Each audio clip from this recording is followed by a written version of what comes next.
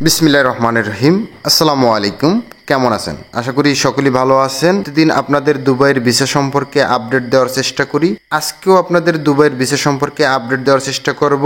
তো চলুন দেখে আসি ট্রাভেল এজেন্সির মালিকগুলো কি বলে এবং দুবাইতে আমার বড় ভাই রয়েছেন, সেই বড় ভাই কি বলে সবকিছু আমরা এই ভিডিওতে দেখানোর চেষ্টা করব। ট্রাভেল এজেন্সি কোন ভিসা খুলেছে, আজকে একটি সুখবর রয়েছে আপনাদের জন্য দুবাইয়ের ভিসা সম্পর্কে। অবশ্যই ধৈর্য সহকারে পুরো ভিডিওটি দেখার চেষ্টা করবেন দুবাইয়ের ভিসা সম্পর্কে জানতে।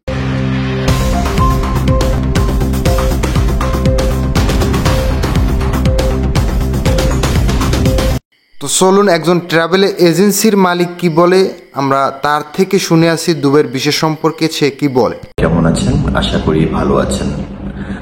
বিগত দিনে হাই প্রফেশন ভিসা নিয়ে আমি নিজেও ভিডিও করেছিলাম যে হাই প্রফেশন ভিসা করে দেওয়া যাবে।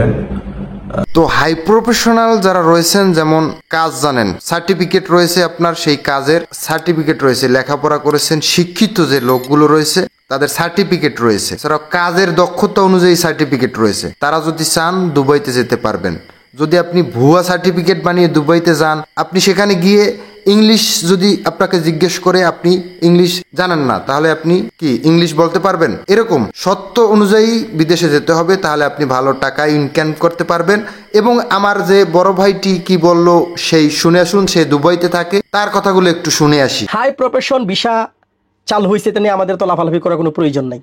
আমরা তো মাসুম বিল্লে ভাই যেটা বলতে চেষ্টা করলো যে হাই প্রফেশনাল ভিসা বর্তমানে দুবাই চালু রয়েছে, এতে তো আমাদের কোনো বেশিরভাগ লোক আমাদের বাংলাদেশ থেকে লেবার ভিসায় যেতে চায় বা ফ্যামিলি ভিসায় যেতে চায়। বর্তমানে দুবাইয়ের লেবার ভিসা বন্ধ রয়েছে, ফ্যামিলি ভিসাও বন্ধ রয়েছে, হাই প্রফেশনাল ভিসাগুলো খোলা রয়েছে এবং টুরিস্ট ভিসা শর্ত সাপেক্ষে যেতে পারবেন। দুবাইয়ের ভিসা খোলা মাত্র আপনাদের জানানোর চেষ্টা করব। আমাদের চ্যানেলটি সাবস্ক্রাইব করে রাখবেন, একটা লাইক করে আমাদের উৎসাহিত করবেন। সবাই ভালো থাকবেন, সুস্থ থাকবেন। আল্লাহ হাফেজ। দেখা হবে নেক্সট কোন একটা ভিডিওতে।